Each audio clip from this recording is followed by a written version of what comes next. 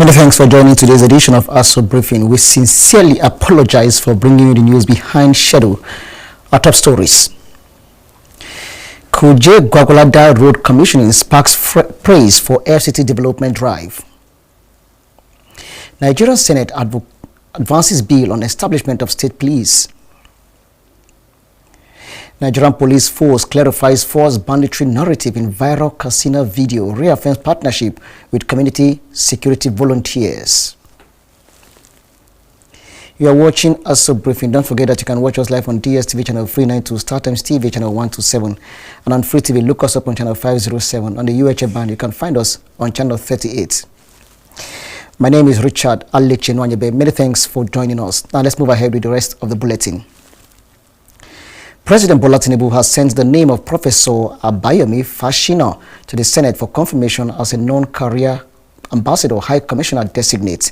Senate President Godswill Akpabio made the announcement during plenary on Wednesday. In the letter, Tinubu said the nomination was made in line with constitutional provisions guiding such appointments and urged the upper legislative chamber to consider the request without delay.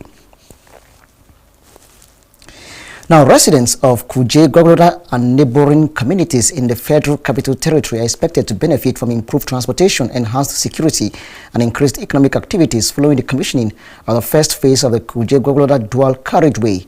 President Bola Tinubu, represented by Vice President Kashim Shettima, says the project marks the end of decades of hardship along the corridor. The development has also drawn commendation from Area Council Chairman, who said the infrastructure drive of the FCT Minister Nyesom Wike is setting a new standard for governance at the grassroots. Our correspondent now reports. For years, residents of Kuje, Gwagwalada, Kwali and surrounding communities endured long travel times, poor road conditions and security challenges along the busy corridor linking the area councils. But with the commissioning of the first phase of the 7-kilometer Kuje-Gwagwalada dual carriageway, the federal government says a new chapter has begun. Representing President Bola Ahmed Tinubu at the event, Vice President Kashim Shettima described the road as more than a transportation project, saying it is a catalyst for security, commerce and economic growth. The road project, fitted with solar-powered street lights, pedestrian walkways and drainage infrastructure, is expected to improve access to markets, schools and healthcare facilities while opening up agricultural communities across the area. FCT Minister Barrister Nyesom Wike said the project was initiated after extensive consultations with residents and traditional rulers who identified insecurity and poor infrastructure as major concerns. He noted that the administration moved swiftly to address the challenge after inspecting the road and witnessing its deplorable condition firsthand. Beyond the immediate benefits of the project, the road is being hailed as symbol of a broader development agenda extending beyond Abuja city center into satellite communities. The chairmen of Gwagwalada and Kuje area councils say the minister's performance has become a model for local governance, inspiring them to accelerate development initiatives within their councils and deliver greater dividends of democracy to residents. We have been visitors, not only Gwagwalada people, but virtually everybody in FCT, because we see the Honorable Minister, as is being nicknamed, Mr. Project, to be the Messiah for the nation, not only FCT, because with all this project is making the country proud and making FCT a better place to live, opening satellite towns, connecting everywhere, so that everybody in the FCT is feeling the impact of governance. And with that, we will say we are grateful to him and more grace to his elbow as is determined to make FCT a great place. May God continue to bless him as he set best for those of us at the local level to follow.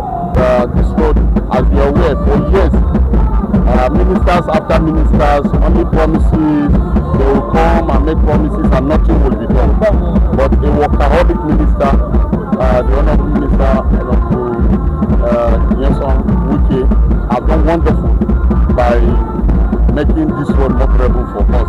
We want to also thank Mr. President, Aso Ahmed Bola Tinubu, for this opportunity and privilege given to us, the people of Kuje Area Council.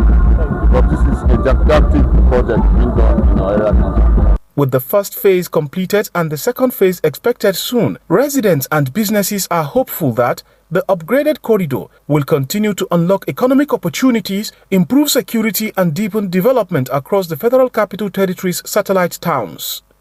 Usman Khatun Umar, Aso Television News. The Senate has advanced a constitutional amendment bill seeking to establish state police while introducing safeguards to prevent state governors from using the proposed security structure for partisan, ethnic, religious or personal interest. Leading the debate on the bill, Senate leader Okpeyemi Bamidele said the proposal submitted by President Bola Tinubu seeks to balance local policing autonomy with national cohesion, accountability and effective security management. He explained that states would have the option of establishing their own police services while the Nigerian police force would continue to handle federal policing responsibilities. According to Bamidele, state police would be responsible for maintaining public order, protecting lives and property and enforcing state laws, while the federal police would retain control of counter-terrorism, cybercrime, border security, arms trafficking. Police would retain control of counter-terrorism, cybercrime, border security, arms trafficking, and other national security matters.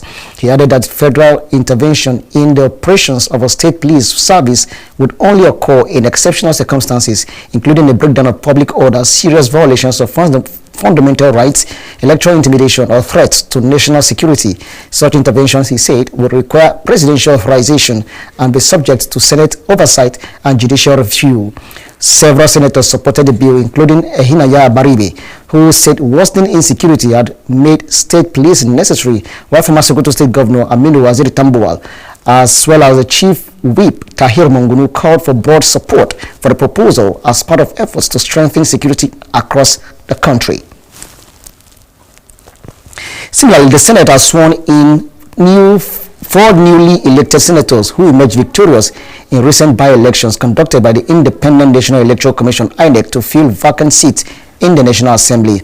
The lawmakers were inaugurated during plenary by the President of the Senate, Godswill Akpabio, in accordance with the Senate Standing Order following the presentation of their certificates of return. The newly sworn-in senators are Olaka Nwogu of the People's Democratic Party, the PDP, representing Rivers Southeast Senatorial District in Rivers State, Asogwa Ikeji Israel of the All Progressives Congress, the APC, representing Enugu North Senatorial District in Enugu State, Danladi Anza of the APC, representing Nasarawa North Senatorial District in Nasarawa State, and Dayo Faduyile of the APC, representing Ondo South Senatorial District in Ondo State. The by-elections were conducted by INEC to fill vacancies created by the death of serving lawmakers and the resignation of the senator following a diplomatic appointment. The federal government has invested more than 217 billion naira in the last 2 years to strengthen medical education and healthcare training across the country. Minister of Education Dr. Maruf Tunji Alausa disclosed this at the inaugural international conference of the Faculty of Basic Clinical Sciences, College of Medicine, University of Lagos. According to the minister, the investment reflects the Tinubu administration's commitment to building a resilient healthcare system through improved training of health professionals. He revealed that 97 billion naira was allocated in 2025 through special high-impact projects to expand medical training capacity, while an additional 120.5 billion naira has been approved for 2026 to upgrade infrastructure, procure equipment and improve teaching facilities in medical colleges nationwide. Dr. Alausa also announced plans to establish medical simulation and technology centers across the country to provide students with world-class practical training. He stressed the need for Nigerian medical education to embrace emerging technologies such as artificial intelligence, cancer genomics, and digital pathology, clinical research, and biobanking as strategic to Nigeria's future in healthcare innovation and biomedical advancements. Ahead of the 2027 general elections, the Minister of the Federal Capital Territory, FCT, and leading figure in the People's Democratic Party, the PDP, Barrister Ezenwonye Sonwike, has urged party members to abandon what he described as a culture of entitlement and prepare for the political struggle required to claim power in the next election cycle. Barrister Wike made the call at Chairman Abdurrahman Mohammed commended party leaders, members and stakeholders for their commitment to the unity and growth of the party. Mohammed expressed confidence in the PDP's prospects in future elections and urged members to remain united and work towards greater electoral success.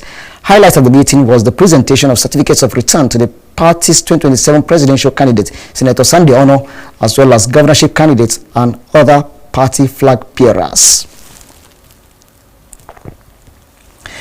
The Nigerian Police Force has dismissed as false and misleading the 109th National Executive Committee NEC meeting in Abuja.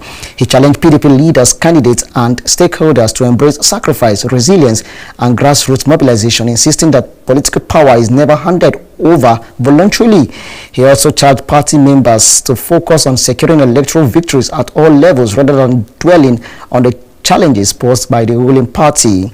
On the party's legal dispute, the former Rivers State Governor dismissed concerns over ongoing court cases. In his remarks, PDP National Chairman Abdurrahman Mohammed commended party leaders, members and stakeholders for their commitment to the unity and growth of us to remain party flag bearers. The Nigerian Police Force has dismissed as false and misleading the narrative accompanying the viral videos circulating on social media, which alleged a uniformed police person was seen interacting with armed bandits in Katsina State. A statement issued by the force spokesman CSP Anyete Okokong, vigilante group of Nigeria and registered hunters who are actively supporting ongoing security operations in collaboration with security agencies in interaction between a police officer and these security volunteers as they proceeded to a designated operational area in support of efforts to combat criminality and enhance public safety. According to CSP Anyete, any claim suggesting otherwise is entirely false, malicious, and intended to mislead the public. The force public relations officer said the Nigerian Police Force strongly condemns the deliberate distortion of facts and the circulation of misinformation capable of causing public anxiety, undermining confidence in security institutions, and frustrating ongoing security operations. He called on members of the public to disregard the misleading claims attached to the video and rely only on information disseminated through the official channels of the Nigerian Police Force and other authorized government sources. The statement quoted the Nigerian Police Force as warning individuals and groups engaged in the creation, publication, or dissemination of false information capable of prejudicing public peace and security to desist immediately, as appropriate legal action may be taken against violators. The Director General of the Small and Medium Enterprises Development Agency of Nigeria, SMEDAN, Charles Odi, has said that reducing hunger among citizens is one of the key ways to address insecurity in the country. Odi made the remarks at the 2026 edition of the National Stakeholders, Civil Society and Youth Summit on Unemployment, Deforestation, Terrorism, Oil Theft, and Human Rights Violations in Nigeria. The event was organized by the National Council for Civil Society Organizations, NACSO, in collaboration with the Vision One Leadership Development Initiative, VOLDI. Here's the report. The SMEDAN DG said hunger often breeds anger, which can escalate into violence, noting that widespread unemployment among young people remains a major concern as idle youths are more vulnerable to frustration and social unrest. Odi explained that small and medium enterprises are classified into micro, small and nano businesses, revealing that Nigeria has about 39.6 million MSMEs, which account for approximately 96% of jobs in the country. As part of efforts to address these challenges, he urged entrepreneurs, especially young people, to register their businesses with SMEDAN to gain access to funding opportunities and other support services. It's a triangle that I used to draw back in the day. Hunger is at the top of the triangle. Hunger leads to anger. Anger leads to violence. So if we want to reduce the high rate of insecurity in the country, the way to attack it is the hunger. The last time we did a count, there are approximately 39,654,385 nano, micro, small and medium businesses in Nigeria today. We lost about 3 million. We used to be about 41 million. We lost about 3 million after COVID due to some challenges that we are going to be discussing today. And right now we're about 39.6. This year we're going to do another count to go around Nigeria to count the amount of small businesses we have. And then we will know if we've added more small businesses or we've lost more small businesses in Nigeria. So this registration at SMEDAN, it is at 0 naira. When you register with us, you know, with CSC, you still have to pay some money. With SMEDA, we are the people that should know you. Last week, some international developer organizations came and they were looking for people to give sewing machines. We don't know you, and if we don't know you, we can't help you. Also speaking at the summit, the Assistant Inspector General of Police in charge of training and development, AIG Henry Ufanyi Uche, delivered a paper titled Leveraging Digital Technology to Combat Insecurity. He encouraged young Nigerians to take advantage of digital technology to improve their productivity, create opportunities, and contribute to national development. Earlier in his welcome address, the convener of NAXO, Comrade Emmanuel Johnny, commended President Bola Tinubu for initiating moves towards the establishment of state police. He also praised the military and other security agencies for their commitment to maintaining peace and security across the country. Johnny urged young people to acquire relevant skills and embrace self-employment while calling on government at all levels to create a more enabling environment for businesses to thrive. But government must do the needful by also empowering, creating an enabling environment for businesses to thrive. The summit also featured goodwill messages from representatives of the National Human Rights Commission, the National Directorate of Employment, the Nigerian Correctional Service, and other stakeholder organizations. Richard Alechi Nwanyebe, Aso Television News.